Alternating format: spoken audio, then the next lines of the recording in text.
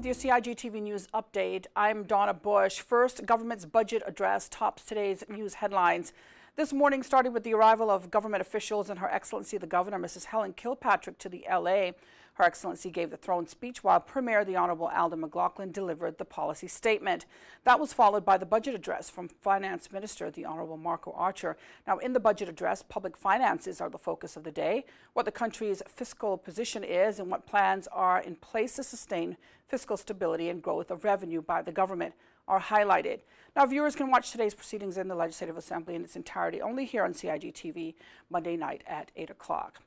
In other news this Monday, Chief Officer of Health, Dr. Kiran Kumar, is alerting the public to closely watch basic flu preventative measures.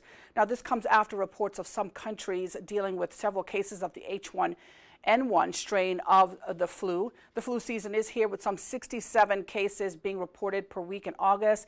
Those numbers increased in September, and on average, 85 to 90 flu-like cases are reported per week during the flu season.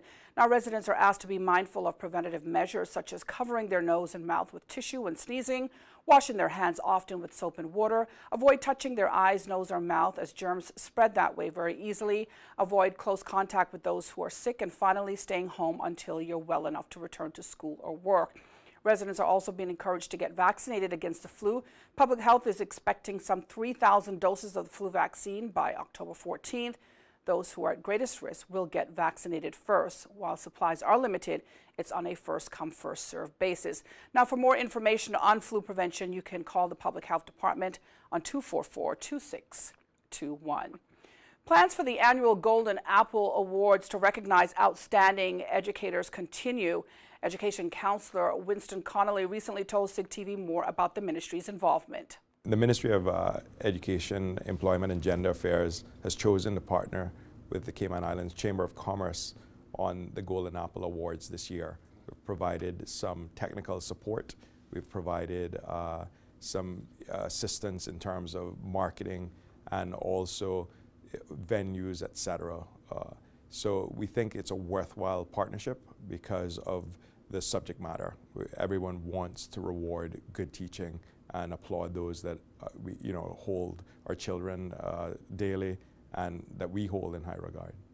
I think it's always important to reward teachers. We can't always do it financially, so we have to find other avenues, and the Golden Apple Awards does that, I think, very nicely. It puts teachers at the forefront. It puts them in a setting where they're all dressed up in all their nines. They get a cash award. They get recognition from their peers, and also they're nominated by their students and parents. So it's all about the teachers, and I think we can't do enough of that to thank them. And this is just one step along the way. Well, the Golden Apple Awards will take place on November 30th at the Westin Resort and Spa on 7 Mile Beach.